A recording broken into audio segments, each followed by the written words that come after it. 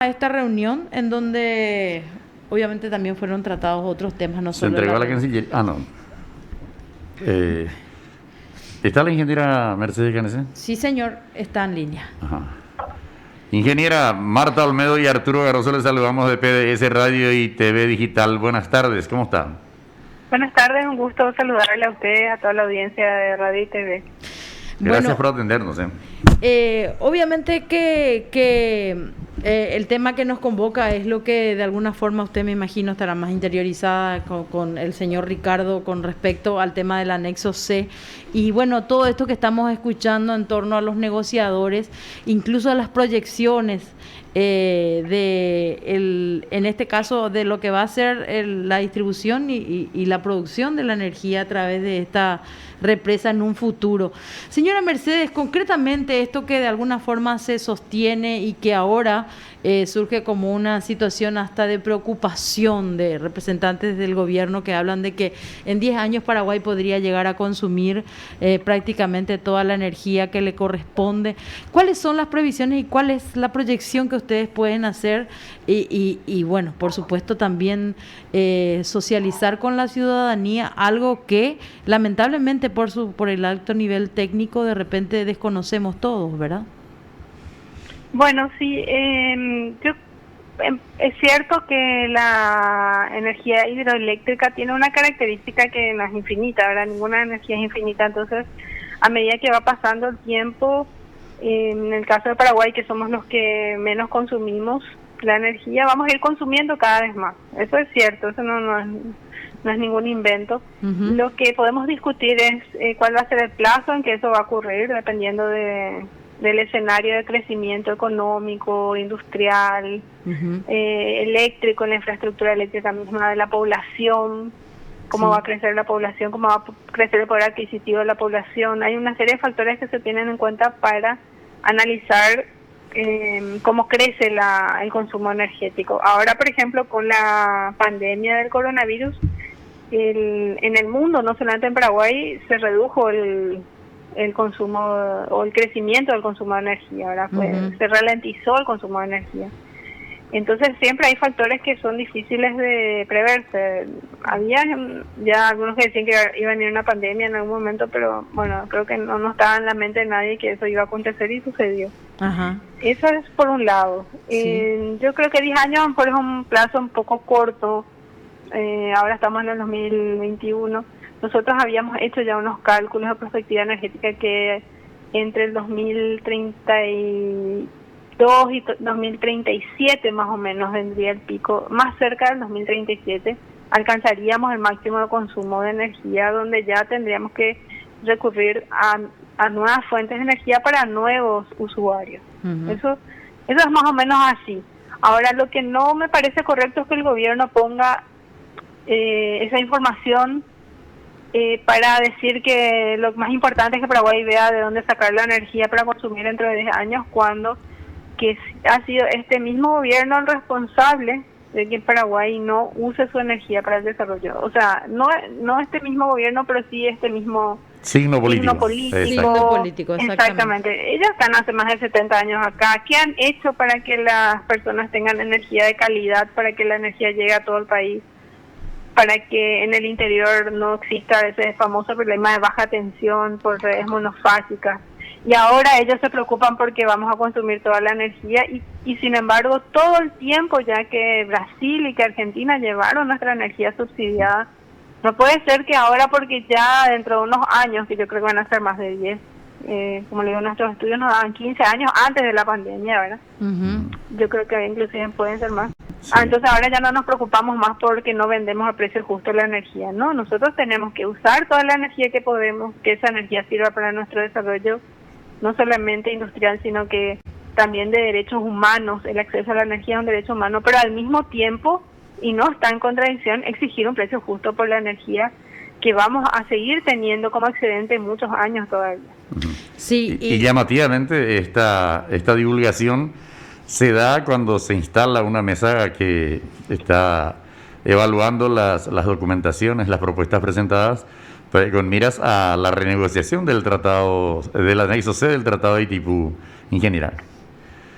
Asimismo, ellos realmente en todo este tiempo han sido muy opacos respecto a la información. No han dicho lo que realmente están haciendo, lo que todos sospechamos y que tenemos, digamos, todo el derecho a tener la sospecha de que ellos realmente tienen una agenda oculta, cuando que sabemos que cuando un país pequeño, relativamente, como es Paraguay respecto a Brasil, geográficamente, económicamente, en términos de desarrollo industrial, diplomático, lo mejor que podemos hacer al ser un país pequeño es negociar con hinchada. La hinchada es el pueblo que acompaña el proceso de negociación. Claro. Las veces que hicimos eso no fue bien, ¿verdad?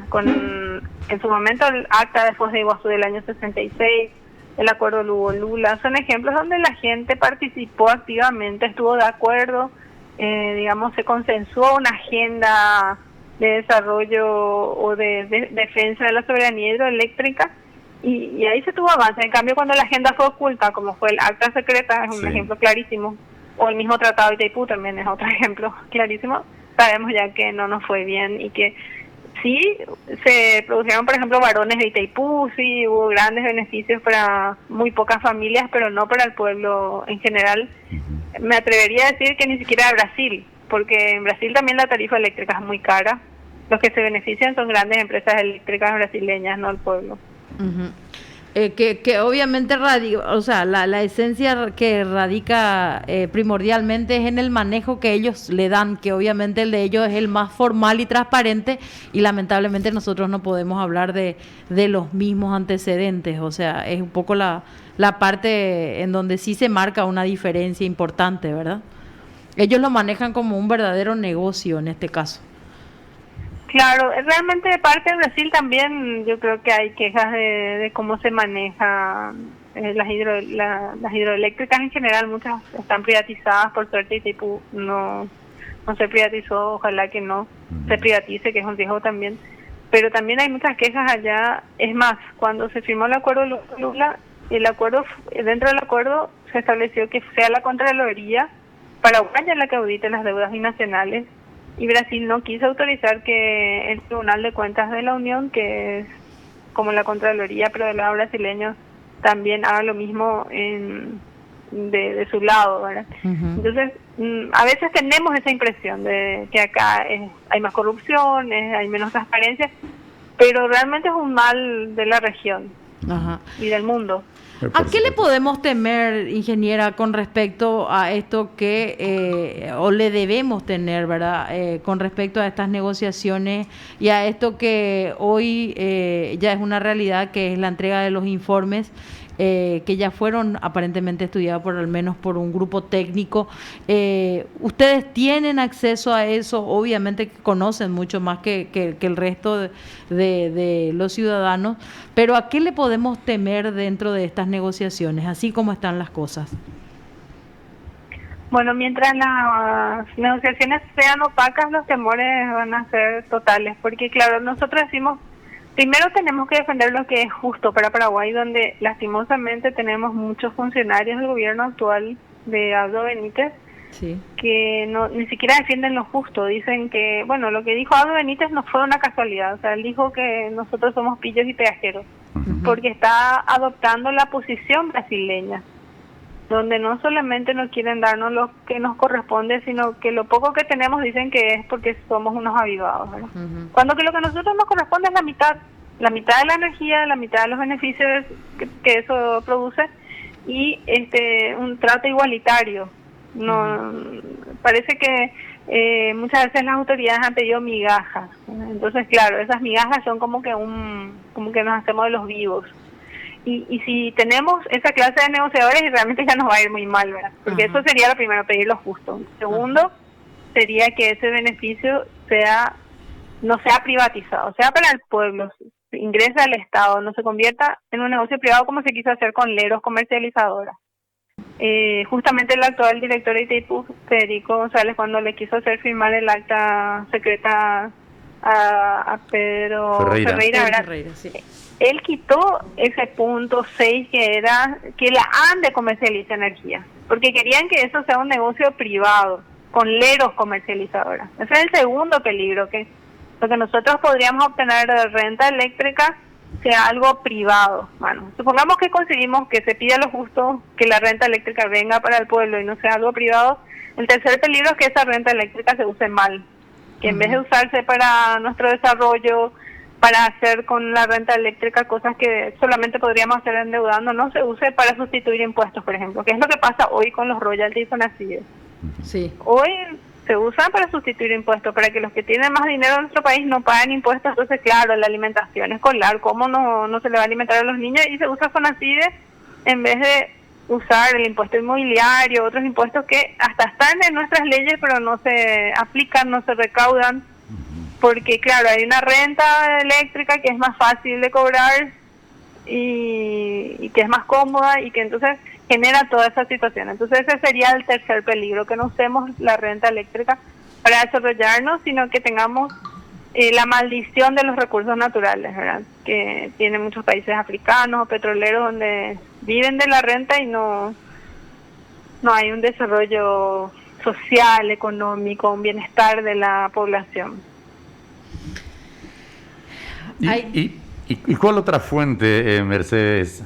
En el hipotético caso de que se acabe, como es previsible, ¿no? la producción de energía eléctrica, ¿a qué podíamos apelar? ¿Buscar una nueva fuente, qué sé yo, en otro lugar del río Paraná? Venir, ¿cómo supliríamos eso?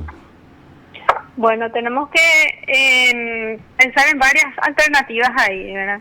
Una de las alternativas que es importantísima es tratar de aumentar la potencia de las hidroeléctricas que ya tenemos. Porque hay como dos picos que se acercan. Uno es de potencia, o sea, es nuestro consumo máximo, que sea pocas horas o pocos minutos al día y pocas veces al año también, ¿verdad? Que es donde empieza ya a llegar al límite de la producción de las hidroeléctricas. Entonces, aumentando la cantidad de turbinas, podemos tener más potencia. No vamos a tener más energía porque el agua es la misma. Sí, por eso. ¿Verdad?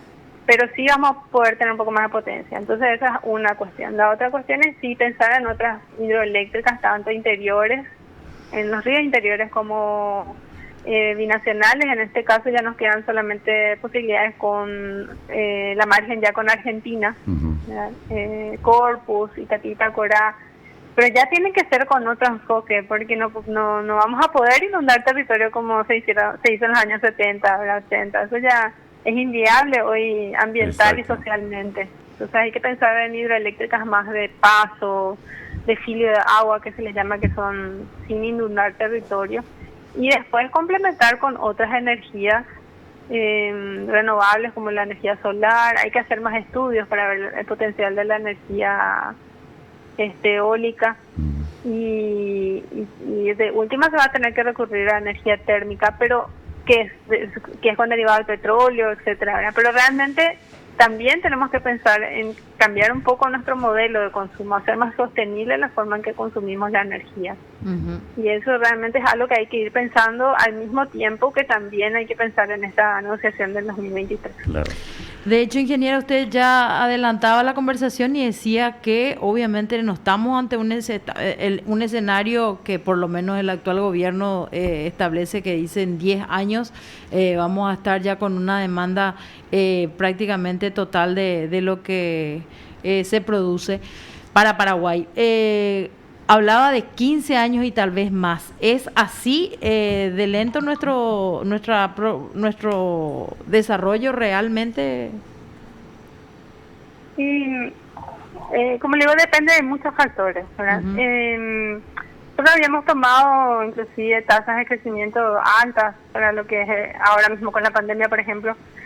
Entre un 6 y 8% de crecimiento de lo histórico, desde los años 58 más o menos hasta acá, que son los datos que nosotros disponemos. Y entonces hay que tener en cuenta también que entre los años 90, 80, 90 y 2000 más o menos se electrificó toda la zona rural de Paraguay prácticamente. Antes teníamos una cobertura de 30%, apenas ahora ya estamos por el 98%, 99%, dependiendo de la fuente. Entonces eso también incide, o sea, ese crecimiento histórico que teníamos, no sabemos hasta qué punto va a continuar igual, porque ya no es que hay que hacer, no es que se va a aumentar, no sé, no es que se va a duplicar o triplicar la electrificación rural, porque ya está. ¿verdad? Entonces hay varios factores ahí a considerar para hacer como... Realmente la pandemia del coronavirus nos demostró que no podemos hacer muy a la ligera estos cálculos. Yo no creo que realmente en 10 años ya consumamos toda nuestra potencia. Y quizás la potencia puede ser, pero la energía de ninguna forma. A no ser que realmente tengamos un gobierno que impulse la economía de una forma así que nunca hemos visto en Paraguay, que nos industrialicemos. La industrialización e incluso el negocio electrointensivo, como en algún momento también se proyectó, pero lamentablemente no tenemos prácticamente industrias en estas condiciones. Bueno, sobre la cuestión electrointensiva realmente creo que tenemos que pensarlo muy bien, porque es un consumo, así como dice su nombre, intensivo de electricidad con muy poca generación de empleo y muy contaminante. Entonces vamos a estar usando hoy para electrointensivas y nos quedamos mañana sin energía para otras cosas. Y con un medio ambiente dañado. Sí, y sobre todo, por ejemplo, Río Tinto habíamos hecho el cálculo que iba a consumir más energía que todo lo que consume hoy la industria nacional, que genera más de 300.000 puestos de trabajo. Entonces, y Río Tinto solamente iba a generar 850 y en 1.500 en el pronóstico más optimista, claro. ¿Verdad? Entonces, estamos... una electrointensiva hoy puede significar desempleo mañana, ¿verdad? No generación de nuevo empleo mañana. No hay que apuntar definitivamente a eso entonces. Yo diría que no, definitivamente luego, porque tenemos algo que casi nadie tiene, que es energía hidroeléctrica renovable, de muy alta calidad. Tenemos que elegir qué tipo de industrias queremos que vengan y que generen empleo, que no sean contaminantes. Que ayuden al desarrollo en definitiva. Así es. Bueno, ingeniera, nosotros recurríamos a usted básicamente incluso a partir de la información en el ámbito político, porque lamentablemente esto no se puede apartar de lo técnico, que es lo que ustedes están desarrollando de una excelente manera, y bueno, me imagino que hasta dándole un acompañamiento hasta silencioso a todo lo que está aconteciendo en el campo, pero por lo que describe realmente hay cuestiones que preocupan más, incluso actitudes más voraces dentro de algunos negociadores, entre comillas, que obviamente tienen que todavía seguir llamándonos la atención, ¿verdad? Sí, realmente creo que Abdo Benítez no está en condiciones de negociar, no hay de parte de él ningún arrepentimiento por el acta secreta. Él está premiando a los que fueron autores del acta secreta y de hecho el tratado de Itaipú en su anexo se dice que la revisión del anexo C es después de transcurridos 50 años y eso se cumple recién el 13 de agosto del año 2023. Ya debería ser el siguiente gobierno el que revise el anexo C. Exacto. Bueno. Cuando le entregue el mando, ¿eh? Sí, pero yo quisieran liquidar el pleito antes. Claro. Todo indica lo mismo. Están los amigos ahí. Ingeniera, le agradecemos. ¿Vos tenés otra cosa? No, ya con eso, para agradecerle a Nuestra también. Bueno, queríamos agradecerle entonces su tiempo y bueno, vamos a estar muy atentos, probablemente la sigamos molestando porque este es un tema que la verdad necesita de un amplio debate y por sobre todas las cosas de difusión para que la gente realmente entienda y sepa lo que representa Itaipú para nuestro país en general. Bueno, muchas gracias a ustedes por la llamada y estamos a las órdenes. Buenas tardes. Usted está escuchando PDS.